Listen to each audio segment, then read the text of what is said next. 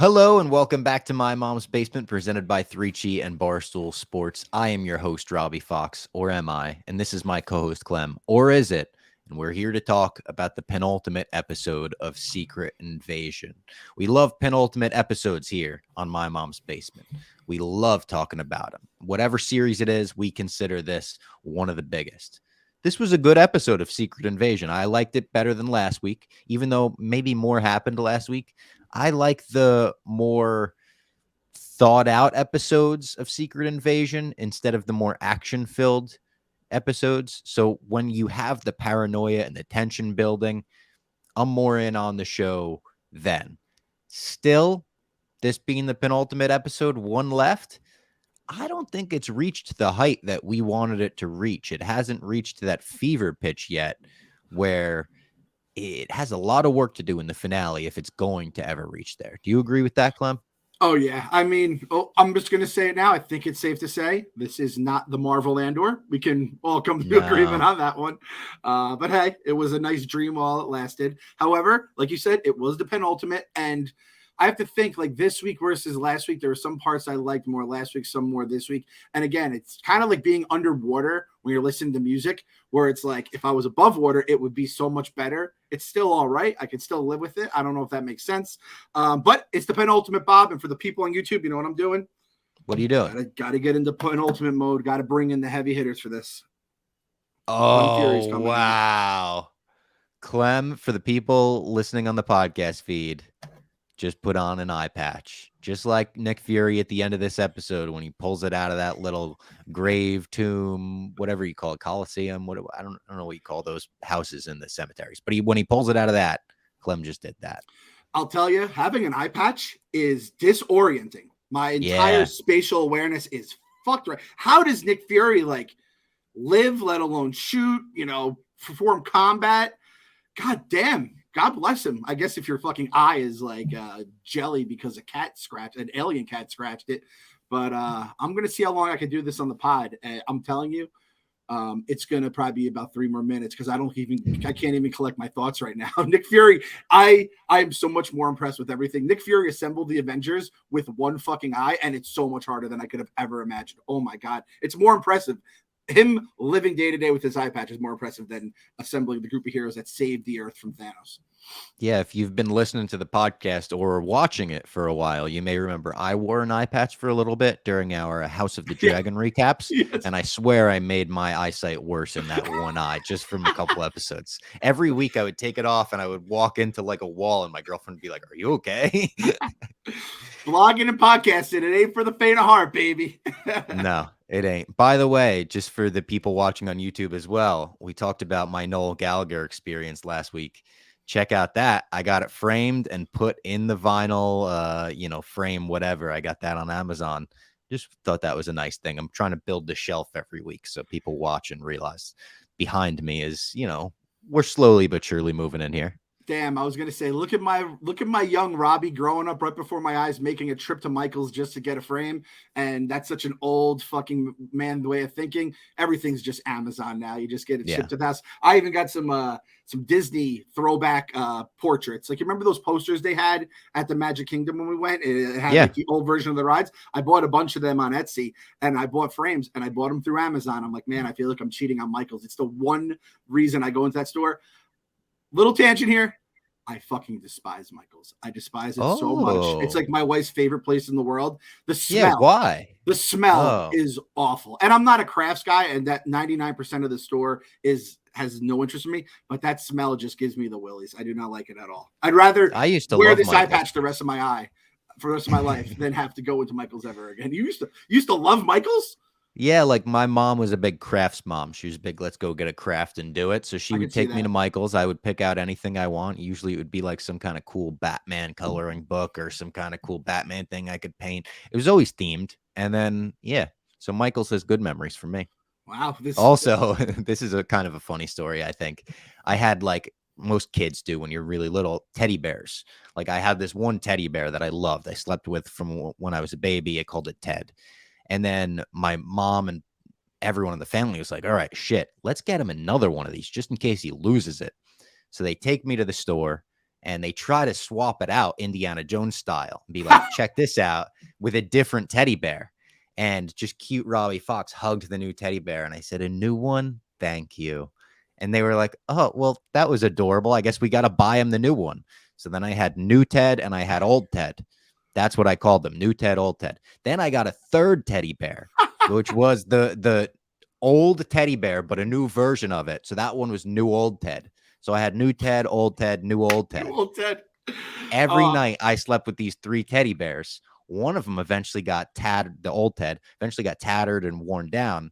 My mom took a trip to Michael's, bought new fabric, and sewed me a new body for old Ted. But the night of, I was probably like 4 or 5 years old. I put myself to sleep, hysterically crying as she started to sew it.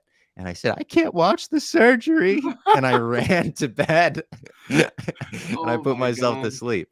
So that's the story of new Ted, old Ted, and new old Ted on the podcast. New Ted, old Ted, new old Ted. There's our hashtag for the week. Hashtag new old Ted. That's the great. And, you know, everyone, like, I feel like parents do have these, or like kids have these stories, because it's like, that's something you cannot fuck up, whether it's a teddy bear or I remember my aunt, we left a turtle behind. We were on vacation. Turtle dies like the next day, goes out, buys a new one. I never noticed a difference. It's just certain things you cannot have your children lose or break or die or whatever it may be. So shout out to the fucking strategy of old Ted, new old Ted. Wow. Yeah. There's our tangent for the week. I said it before we went live. I don't know what the tangent will be. Michael's took us to new old Ted. There you go. All right. Now we'll get into Secret Invasion.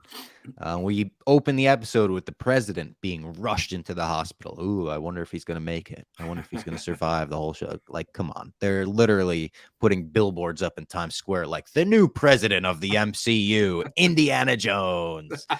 I mean, yeah, there's no real tension with that. It's like eventually this guy's gonna fucking kick the butt. We have to like set the odds of how is he just gonna die of his wounds in the hospital? Is Rhodey gonna kill him? Is someone else gonna how does this fucking guy, maybe he just like falls and it's something we don't even see coming? I'm kind of interested. Or does he just not get elected? I guess that could be the other. It doesn't seem like he's in a campaign trail right now though. So true. I think death is probably what's gonna happen here. Can it be whoever the villain is for the Marvels? We've been seeing them ramping that promotion up, and I'm like, maybe this could end leading into that, because the Skrulls obviously came from Captain Marvel in the first place. That's my mind goes to like the post-credit scene of this show is probably going to set up that movie. I think that's a good way to get some cheap heat, right? Like, yeah. If you're a new wrestler coming in, they want to put over, and there's like the old wrestler, star wrestler that already needs to take off 6 months for surgery. It's like, let's just have him roll over them. Killing the president, that gets you very high up on the heat rankings, no matter what cinematic universe you're in. So I just keep watching that eye patch is rising on your head. This is AJ's eye patch, by the way, so it's not exactly daddy size. So yeah, it's gone.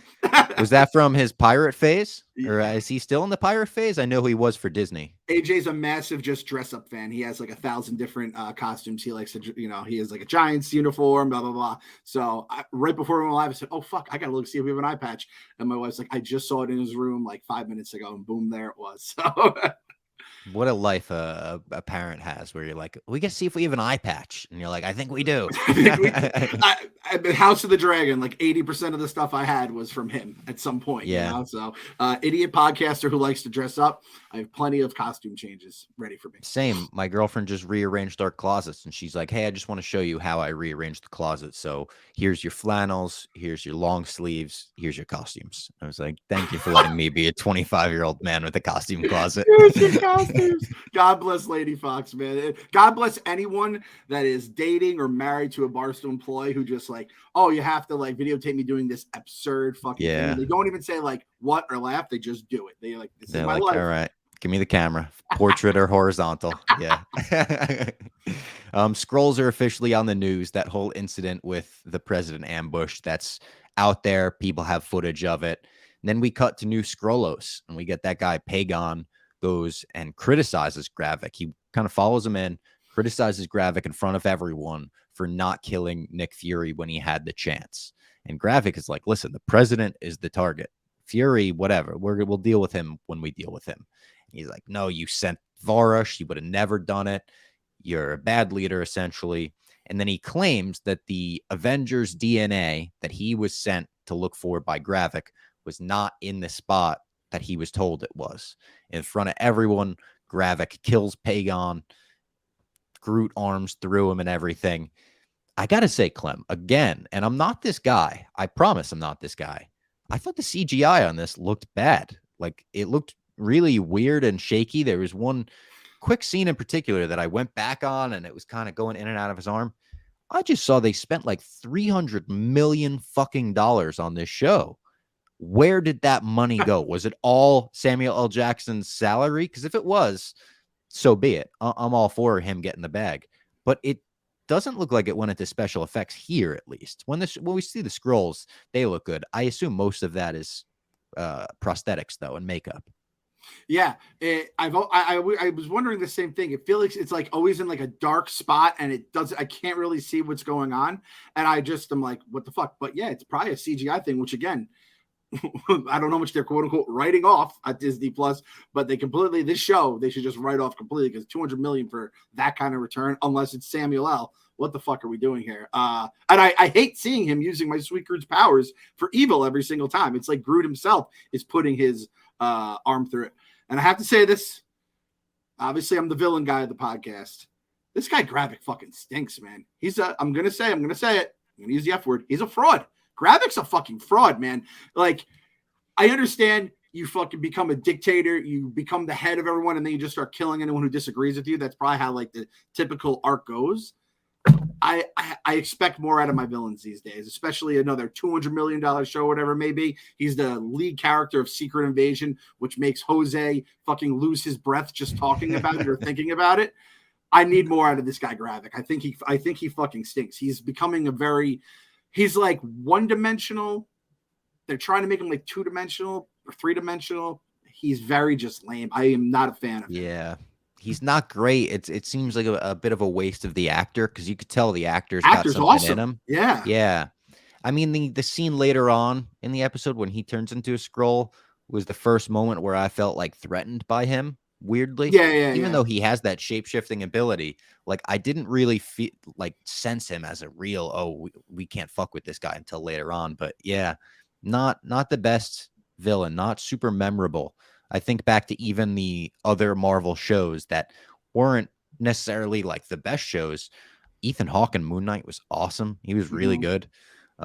Even John Walker in Falcon and Winter Soldier was really good. He was just fucked up, like when he smashes that guy with the shield and gets it all bloody. Oh, yeah. This show has had probably bloodier moments, but nothing hit as hard as that, seeing the shield with blood all over it. So it's just missing something. It's not doing anything bad necessarily. Like, the individual parts of the show, if you were to say the cinematography, pretty good. The writing, pretty good. The acting, very good. The dialogue, pretty good. Add them all up, it just doesn't reach what it should. It's hard to put words to. And you could I think you'd be able to live with it. And listen, I know there's people who really, really like the show. That's awesome. I do think, like, if it was maybe in a phase where there was a lot more highs, you could be like, all right, this is kind of just bridging us and going to be very important to the future. But I think for people that are thirsty for more than just like Guardians to be a massive smash hit, especially looking for like a show to deliver for the first time since Loki, which, I mean, last year we were talking Loki, we were losing our fucking minds every week, right?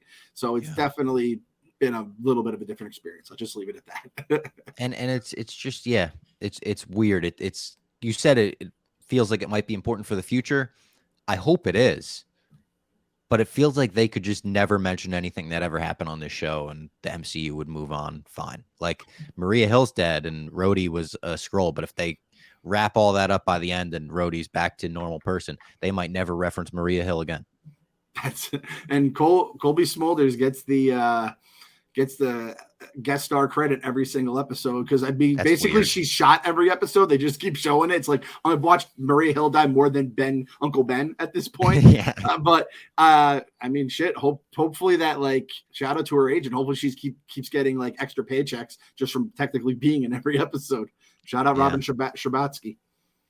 So Gravik tells all of his followers that they're just nameless, faceless soldiers, and he sends them to Vara's house. Not a great strategy if you're looking for leadership and you want loyalty. Not great. And then he calls. Go ahead. I feel like Dave has maybe called us nameless, faceless people at times, but if Gravik needs to have the star painting. If Gravik has the star painting, I think it would be all right. But he keeps going. And they kind of are faceless. That's literally their fucking trick. That's their magic trick. True. You can't call out the scrolls. It's like, yeah, that's what we fucking do, dude. And that's why no one's gonna feel safe because we are faceless. It's our fucking strength. Don't shit on us, Gravik. You know what? I'm calling it. I think I know why Gravik is such a dick. I bet when he was a kid, they called him Gravdik. Gravdik. Right? Yeah, they definitely called him Gravdik. Oh, it's look at old Gravdik over there. Yeah. Oh, why did this guy become a villain and, kills humans and his own people? Is it because of, the tragedy happened to his parents? No. It was being teased, being called Gravdik, which that would have been the hashtag for this episode until New Old Ted came along. So he calls Rava, a.k.a. Rhodey. Rava is the name of the Skrull who is playing the role of Rhodey in this show. Tells him, keep the president alive, actually. Just told all the followers, we're going to kill the president, but then tells Rava, keep the president alive, reveal new Skrullos to him, tell him the Russians are working with the Skrulls. Let's get leverage on Fury. Fury doesn't want innocent Skrulls to die. He also doesn't want World War III. Starting to get a little convoluted with the plan there, but I'm with it. I'm hanging in there. Rhodey arrives at the hospital. Fury pulls a gun on him right away. And Rhodey's like, dude, I'm going to give you a heads up. In 60 seconds, that footage of you killing Maria Hill is about to be on every news site in the country, in the world. So good luck with that. Fury, of course, has to go on the run. And then they cut to Olivia Colman just shooting a Skrull. Just like literally just a quick little scene where Olivia Colman gets to kill somebody. And her involvement in this show has been great in terms of all of her scenes are awesome. Usually the most brutal scenes in the show. She doesn't really have any effect on the plot, seemingly. Like you could put anyone else in that role. I think they just wanted Olivia Colman to be able to be a badass who shoots people, and I'm not mad at it.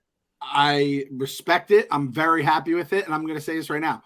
Sonya is my favorite character in this show by a mile. She might be my favorite character in the MCU right now. I'm trying to think. Let's see. Like the Guardians are kind of in flux. Obviously, my dog Tony Stark, R.I.P. Who else is Thanos? My big purple man Titan is gone. Who else is on there? I guess there's a couple Spider-Men that are high on my list. I'm just looking at the Avengers Assemble picture I have here. I think I'm going to say it. Sonya is my favorite character. She is so fucking badass, dude. She shoots first, asks questions last. She has like all the little lines or metaphors or whatever it may be. Not only that, again, I'm going to say this without thinking it through. Olivia Colman is my favorite actress on the planet right now. And I've seen her for maybe about 20 minutes on my screen between Secret Invasion and The Bear. Those are the only two things I know her from. She's not even in The Bear that long, the episode she's on, and she fucking crushes it. And every time she's on the screen here, it's the best.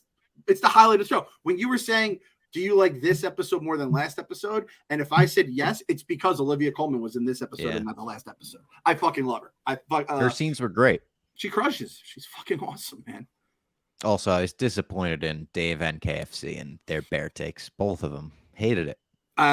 Neither of them have watched season 2. So it's like, I can't. Dave was also set up to fail in a way because I think when he said he was watching The Bear, I think everyone thought he was talking about season 2, and everyone was like, oh my God, wait till episode 6, wait till episode 6, wait till episode 6. And then he watched episode 6 of season 1, which is a good episode, but it's not like the episode of the series that everyone's talking about. So he was set up to fail a little bit. I also feel a little bit responsible for that. I think I was the first one to recommend The Bear to Dave. I said, have you heard of The Bear? He said, no. And I said, word for word, I said, it's a good show. It's about this guy who's it's a chef who runs his brother's Chicago beef shop. He has to take over the family business. And Glenny Balls said to me, you really undersold it to Dave. It's better than that. Come on. And I said, no. That's how you got to sell shows to Dave. You got to give him the bare minimum, and you got to just let him figure it out on his own. Because if I would have hyped it up more, I think I would have been included in that video. Oh, fucking Robbie Fox told me it's the greatest. I just left it at that. I was like, oh, it's pretty good. Here's the general broad strokes plot. Glennie is an excitable guy. He's not really going to do as much. I'll just say, season 1 of The Bear, it was like a high pitch good. It was good, right? It was good. I liked it, and I was excited for it to come back. If you go in with high expectations, you may not like it, and it is a chaotic show. I talked to KFC about it when he was watching it, and he's like, I haven't watched season 2. I'm like, well, you have to get through 1. There are some times where it hurts you to watch it. Season 2, it's different. There are still those moments, but then I think the second half of the season, it just hits another fucking, another level, which I don't know if season 3 will even hit that. But it hurt when Dave did it. When Kevin did it, I've fought with Kevin about The Sopranos and The Wire, and he hates both of those shows. The man's lost. There's clearly some shows we both love. We do the House of Dragons podcast together. I'm not going to lose any sleep about Kevin hating something that I like. I'm just going to. Every now and then, Kevin does turn into a scroll. Let's be honest.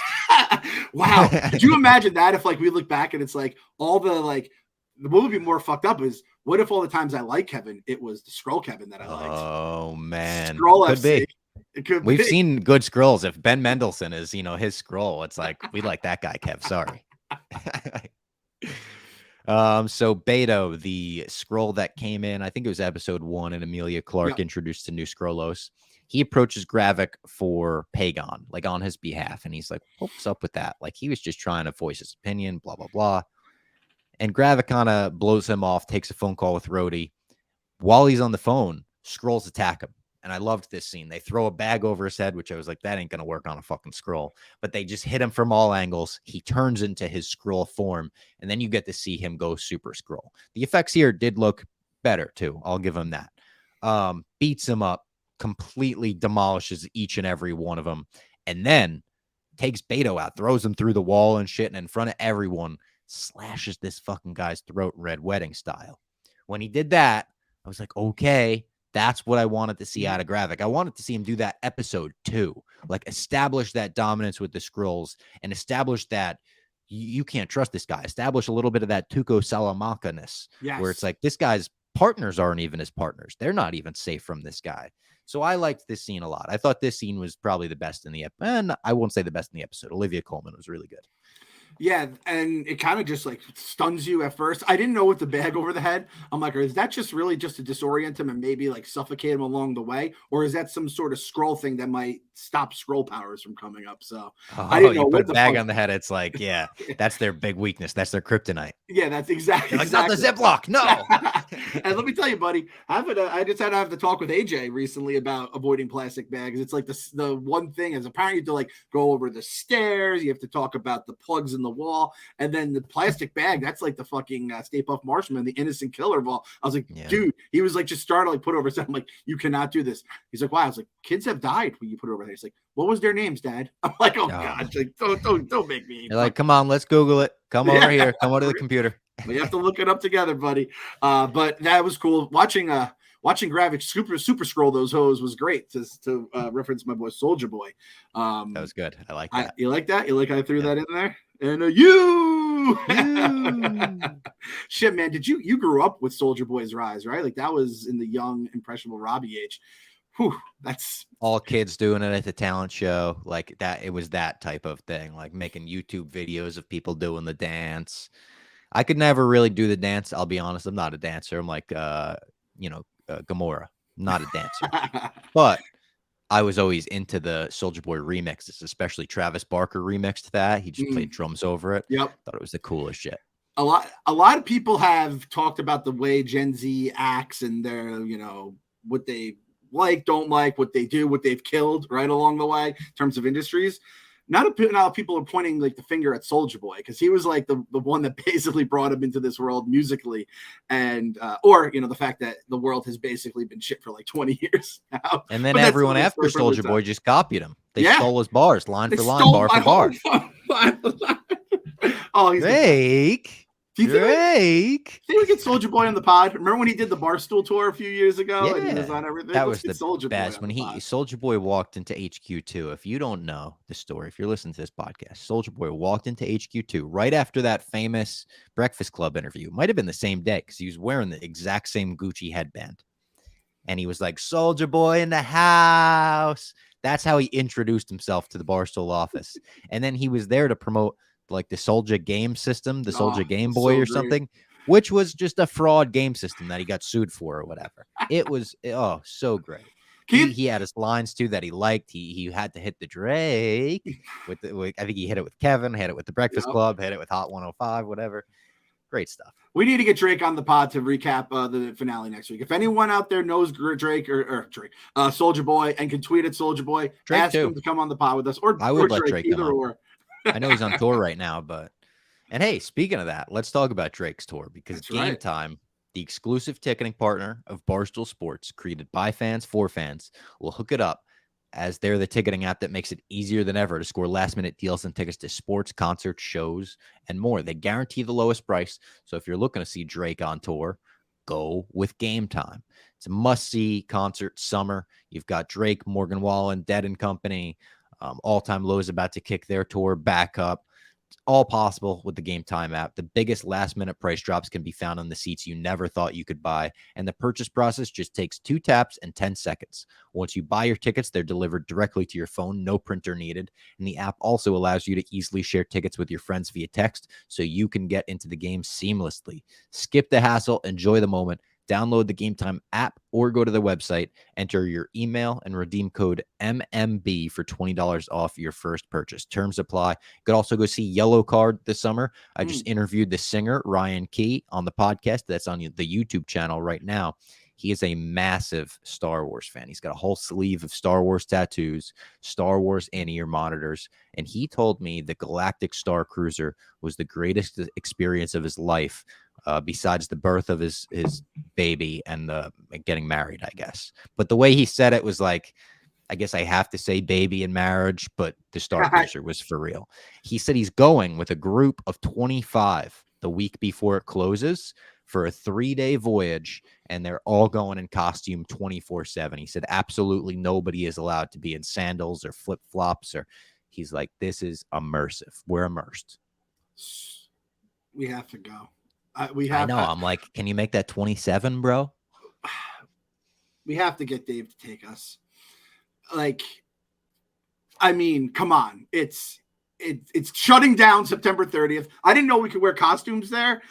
Oh, we could make a video. It's encouraged. We could sell the video based on it. And what was it?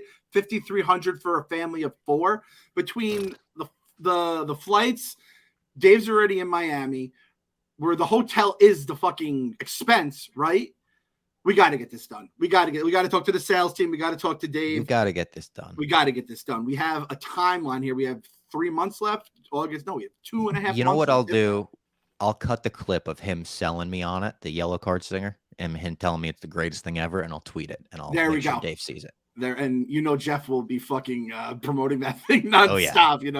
Jeff's gonna do whatever he can. He's like, we gotta get on that Tron ride still, because the last week of it is gonna be everyone who's never gone. So the last week is already booked in my mind.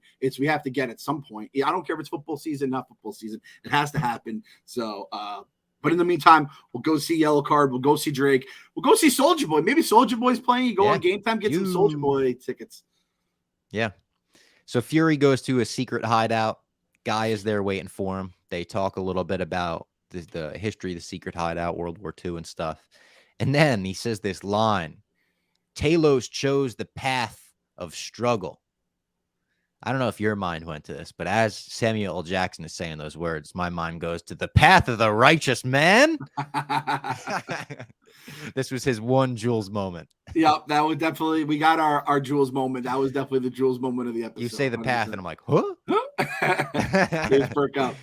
Yeah. And Gaia says that Gravik took the DNA because he couldn't find the harvest. So the DNA that he has is actually just the backup DNA. She wants to go bury her dad, Talos. Fury says he's going to Finland, so contact his wife. She'll be able to help with the burial.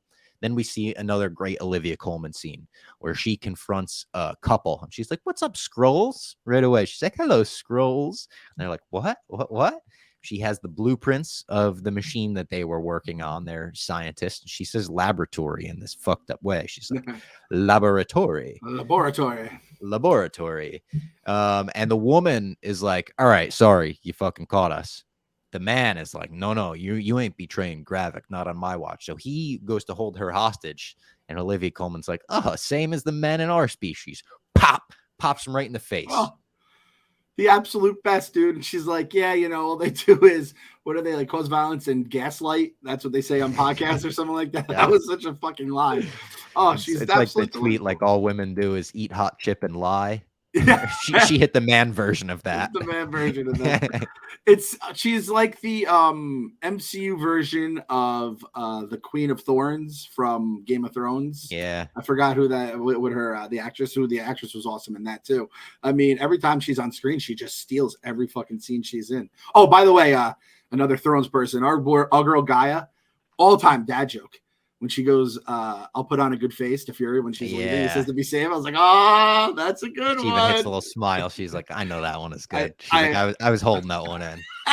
That's like that's every Scroll's like go-to joke when they're saying it, talking to a human. I like hit the end of my album. I'm like, you hear that? Like, why the long face? Eh? Like, Gaia breaks into the Fury household for help. Listen, I know Vara's like held up because she's about to be attacked. But I was like, damn, she fucking broke the door right away. We heard Vara loves that house. So I was like, you could have slid a note under the door. Hey, I'm here for the burial or whatever. Rhodey tells the president that they got to bomb New Skrullos, which start World War III because you're bombing Russian territory, U.S., Russia. They don't like each other. Let's be honest. Countries don't like each other. And then the guy from Black Widow shows up for a second on a private plane. In such a subtle cameo, I kind of appreciated how subtle it was. Because if you didn't see Black Widow, you're like, oh, that's a new character. It's not like a remember me. He had such a small role in that movie, too. But I feel like when we reviewed Black Widow, I think we said we would have liked to see more of this guy. I was very happy he was there.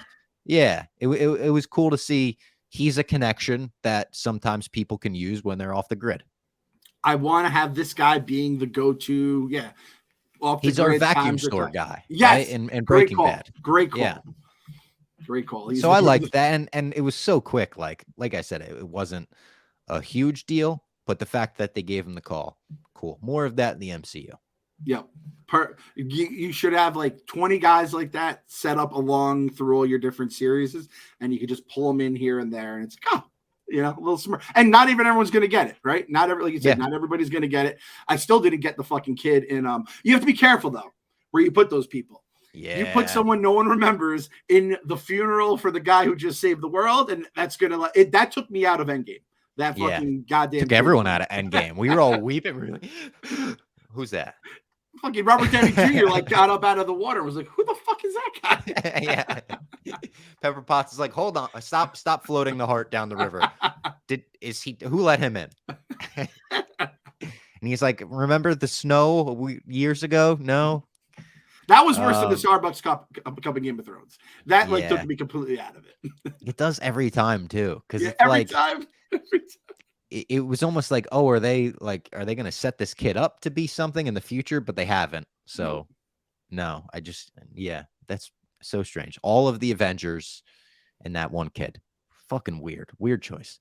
Talos is given I wrote a Jedi / Skrull funeral. It was Jedi-like in the way they laid his body out and everything.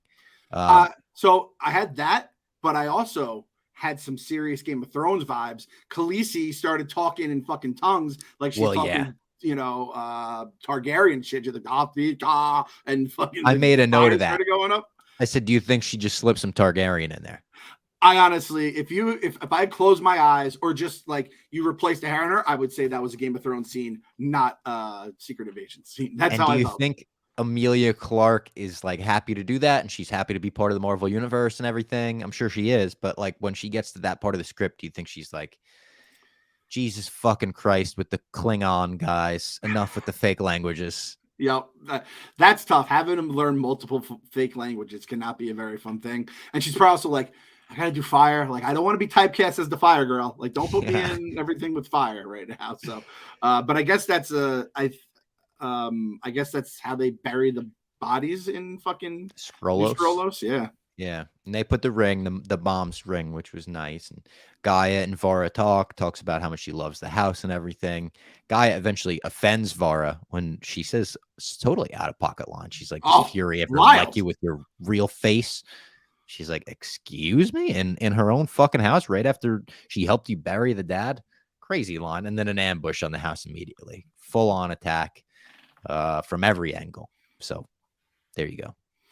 I'm gonna say it. I don't know if I'm alone on this.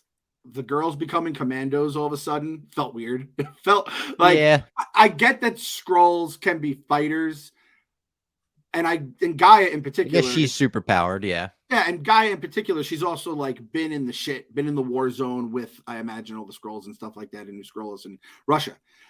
But it felt like I was watching like a bad 80s movie. And the guys are coming in literally faceless. They have like hoods over their faces.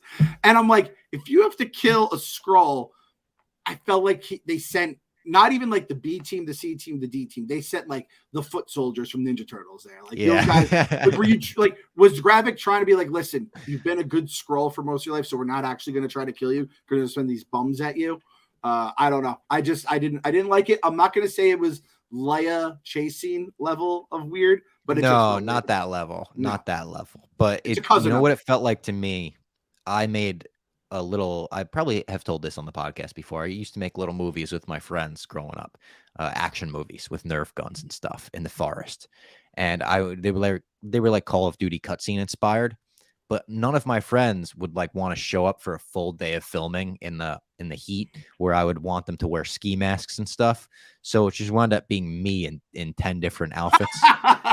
That's kind of what these faceless soldiers reminded me of. Like it could have been 3 actors, just like make them change a couple times. So it was old Ted, new Ted, and new old Ted. With the 3 guys who just kept reusing them. Yes. They all look the same. So Fury gets through security at the airport with one of those masks from Black Widow. Another Black Widow reference. This episode has referenced that movie more than the rest of the MCU has.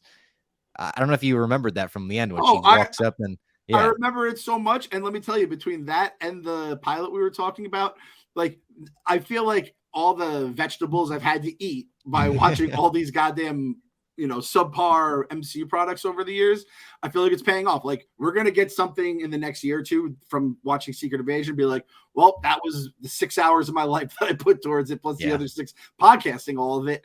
It's all worth it in the end now for the 2-second cameo. Those things are so fucking cool though. Like I just wish they probably do exist for all I know, but I it reminds me of Mission Impossible every time, like the Mission Impossible masks and everything that they could 3D print. When they first did that with the Philip Seymour Hoffman 1 and 3, my mind was blown. I thought that was like the coolest movie scene ever. But he makes it through, tells Olivia Colman about the harvest, and basically what this is, and this was pretty cool. This is a cool detail, cool fold. Every Avenger, just about every Avenger, spilled blood at the Battle of Earth, Endgame. Some were sent to collect this DNA, including Gravik. He was on the team that Fury had to go collect that DNA. So he's looking for the DNA of every Avenger. That is cool to me because it seems to set up Secret Wars. You're saying that the DNA of all of these Avengers is out there somewhere. We find out later on it's in the fucking grave. He shows Olivia Colman he's got a grave. He's like, I got graves everywhere. Got these things set up all over the world. She's like, all right. And she asks a good question. She's like, why haven't you called a superhero? His answer, shaky at best. Mm-hmm. He basically says this time it's personal. And it's like, well, what does that mean? This time it's personal. So it is what it is. But he grabs the vial from inside the grave, the harvest. He suits up. He gets his Batman suit up scene, puts the eye patch on, replaces the beanie, puts his nice beanie on. And there you go. He also calls someone. He says, it's time. Let's finish this. There's a lot of speculation online right now that did he call Carol Danvers? Did he call Robin from Dave, who was in Agents of S.H.I.E.L.D.? Did he call, God, I hope so. There's a bunch of names being floated out there. Steve Rogers on the moon. I honestly think he just called Gaia. I hate to say it. I don't think they're setting up for a big reveal there. I don't think it's aerospace engineer Reed Richards. I think he just called Gaia. I think you're right. I didn't realize people were doing this. I'm happy I'm not doing it. And hey, if it's someone awesome, great. I'm not spending the next week on Reddit trying to figure out who it may be. Remember the Boba Fett hearing the Spurs. I'm not going to like try to which listen. wound up being true, which was crazy. Which is fucking bananas. I'm not doing it. I'm just gonna figure it's Gaia. Anything else would be a bonus. At this point, Gaia is basically more deadly than everyone we just mentioned based on her fucking Call of Duty run there. But it was, I have to say, the idea of the harvest did kind of get me excited because that's fucking a cool idea. Obviously, it brings back the Avengers. It brings back good name, right? The harvest is great like, all right, name. sounds cool. I really dug the name. Fury putting all his stuff in different fucking like lockers was so annoying. I'm like, dude, you tell me an eye patch can't be in the same locker as the gun? Like, I understand maybe their lockers this big, they're huge. It looks like the thing that you would have above your locker where you do the little thing and it pops out. Like, I understand, like, if you put the jacket in with the gun and the eye patch, like stuff can like you take it out and everything falls on the ground. It's a disaster. But yeah, you have plenty of room for like one for there, one for there. So I guess when you're like storing it in those cemetery houses or whatever, you could just be fun with it. But like, I'm telling you, Fury, you got to do a better job, like consolidating. It was cool how he blew on it, and that's what opened it too. That was a cool thing. And I also thought it was cool that he was in Finland. I decided to pull up some fun facts about Finland. You want to hear some fun facts about Finland? Of course I do. Finland fun facts. All right. Going to run through about 10 here. 2020 listed as the happiest country in the world. Oh, wow. We got to put that on our list. So freedom, life expectancy, generosity, economic strength. This is from nomadunveiled.com. Has more than 187,000 lakes. Whoa. 74% of the country has forests. Listen to this one. October 13th is National Day of Failure, where people celebrate their mistakes and learn from them. Very interesting. Oh, that's nice. Helsinki has the cleanest air in the world. Very nice. Thought you'd appreciate this. The heavy metal music scene is thriving there. Thriving, Bob. You should go to Finland for a week and see what kind of Finland. Yeah, we got to go to Basement Finland. Boys go to Finland? That would be fun. It'd be the weirdest for people. Be like, why are they going to Finland? The old Barstool days, Dave might have like somehow greenlit that, not really thinking. Yeah. I don't think the pen people think they like to monitor their dollars and cents a little more importantly. And most children have 2 birthday celebrations, one with their family and the other with friends. So that's nice. I kind of did that growing up, to be honest. Yeah, I guess like if you have like your school party or, you know, the family stuff is kind of all right. Now this will be a little debate here. I feel like the family is the main one. Dinner and the cake, day of birthday. And then, you know, the next weekend or whatever works is the friends kind of a thing. And as you get older, they really become separate, where you could have your buddies who take you out or whatever, and then your family's doing your family thing. But the family is always the main event, right? I love the family one, like, because I have so many cousins that I always got along with growing up. So that was like literally like a family reunion. I know that everyone in the family knows what kind of toys that I asked for, the Batman, the Star Wars, the Ninja Turtles, whatever it may be. And then the friends one, I could almost give a shit less about. I was like, whatever. The friends from school are coming over. Oh, Clem's power just went out. That's what happened there. I was like, he froze. Is he not listening to me? What's going on here? His power went out. So he'll be back, you know. Stay tuned. You're back. I'm back. Scroll me is gone. It was a very I thought Gravik had sent a bunch of faceless henchmen to take me down after I called him Gravdik, but everything is fine. We've just been getting like random blackouts for like 5 minutes during the day now during like this weird heat wave, lightning storm. You know what I heard that is? I heard it's the hype for Barbenheimer. I heard that they're putting up so many billboards all over the place that it's taking everyone's power out. But yeah, as of this recording, Thursday, July 20th, we're going tomorrow with KFC. We're going to see both, and we'll maybe do a podcast on Barbenheimer if people want it. I've been looking so forward to Oppenheimer basically since it was announced, and when I found out what it was all about, and then the IMAX 600-pound 10-mile fucking reel or whatever it is. I love that so much.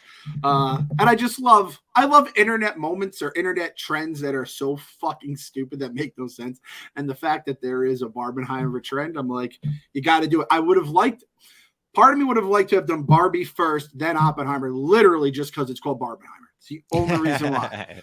But I'll be as fresh as I could possibly be for Oppenheimer, which, let's be honest, I think that's the movie we should all have our most energy for. I think that's the one that's going to stick with us the most. But But at the same point, man, Barbie's getting good reviews too. Like they both sound like they both be good, decent fucking movies. Honestly, I'm worried about the transition from one movie to the other because we're cutting it real close with our run times, our show times. So I'm like ready to see like an entire theater migrate, just run to the next theater. Oh, how awesome would that be if the entire Oppenheimer IMAX that we go to goes into the Barbie theater? That'd be amazing. So we're like, hold the movie, don't play it yet. The whole theater's in here. We're getting bombed. You're very concerned about this. So the Oppenheimer movie ends at, I think it's 4:40, 7:40, but then you're kind of a trailers. But I told you, Barbie starts at 7:30, but then it's like you also have to account for the trailers of Barbie, which I feel like there could be more because I think IMAX they do kind of like take a few back for IMAX. I don't think they show as many trailers with the IMAX. I don't know if it's part of the expensive ticket you're buying or what. And we are pretty goddamn good seats for Oppenheimer too. We're kind of in the middle. Barbie, we're a little more to the side. I'm like, I think we'll be. If the girls want to see it, they can go closer to the middle. The boys will be near the end. I'm more concerned. This happened with me in Endgame, Bob. A lot of times, the bathroom breaks. Like I'm gonna have to just not drink anything, and then I don't know. I do have that Run P app. I downloaded that, which is still a thing apparently. So I'm gonna be ready, but it's gonna be an experience. Oppenheimer was gonna be experienced no matter what.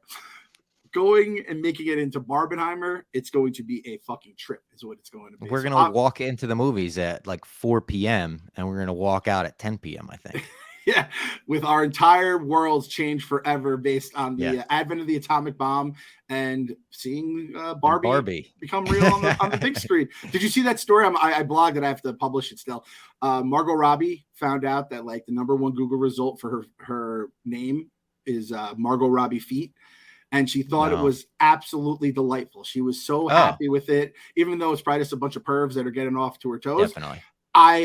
That's why I love Margot Robbie. There's so many reasons I love Margot Robbie. That is her in a nutshell, just straight Aussie. Like, oh, that's so cute. She's just the best. And it's not only because she's an absolute smoke show that like, I think anyone who watched her in Wolf of Wall Street will never be the same. I think that made men.